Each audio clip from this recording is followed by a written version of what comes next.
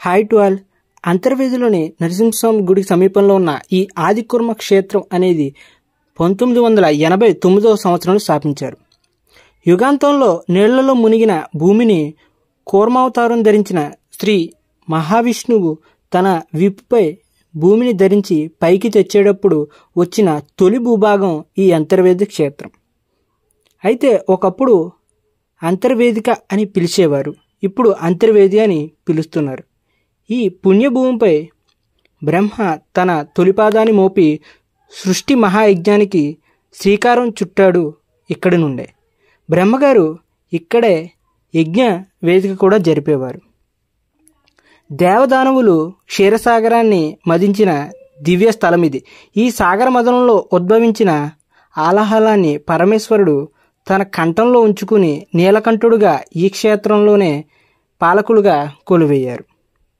సప్త ఋషులలో అగ్రగణ్యుడైన వశిష్ఠ మహర్షి తన తపమోపరించి ప్రసన్నం చేసుకుని శ్రీ లక్ష్మీ నరసింహస్వామి వారిని కొలువుదీర్చిన దివ్య క్షేత్రం ఈ అంతర్వేది. శ్రీ వశిష్ఠ మహర్షి మునిమనవడు శ్రీ వేదవ్యాసుడు, ఆయన తండ్రి శ్రీ పరాశర మహర్షి జన్మస్థలం కూడా ఈ అంతర్వేది. ఈ ఆశ్రమం ఉన్న ప్రాంతంలోనే ఒకప్పుడు వందలాది మంది ఋషీశ్వరులు మహనీయులు సంచరించి తపస్సు చేసుకున్న పుణ్య భూమి ఇది. ఇక్కడ వశిష్ఠ సందేశం ప్రకారం ఈ ఆశ్రమాన్ని అంతర్జాతీయ ఆధ్యాత్మిక కేంద్రంగా తీర్చిదిద్దాలి అనేది ఆయన యొక్క దివ్య సందేశం. ఈ అంతర్వేదిని దర్శించడం వల్ల అనేక జన్మ పాపాలు హరిస్తాయి.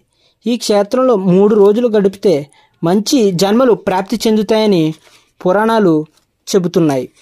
అంతేకాకుండా ఈ అంతర్వేదిలో ఇక్కడ ఉన్న సప్తఋషుల దర్శనం వల్ల ఆత్మవిశ్వాసం పెంపొందించబడుతుంది.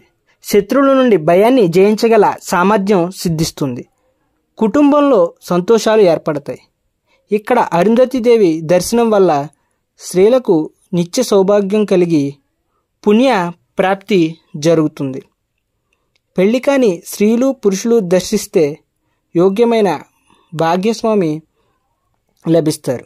సంతానం లేనివారు ఈ సంతాన ప్రాప్తి కలుగుతుంది. ఇక్కడ అర్చన అభిషేకాలు చేసుకోవడం వల్ల మనకు సమస్త కష్టములు, గత జన్మలో చేసిన పాపములు తొలగిపోతాయి.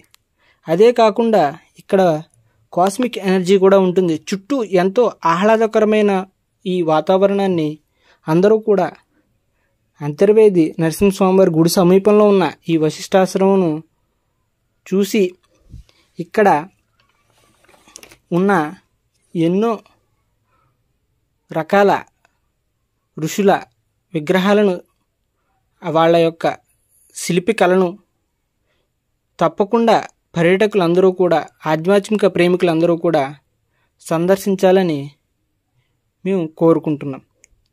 అదేవిధంగా ఇక్కడ కాస్మిక్ ఎనర్జీ అనేటటువంటిది ఇక్కడ ధ్యానం చేసుకున్న వారికి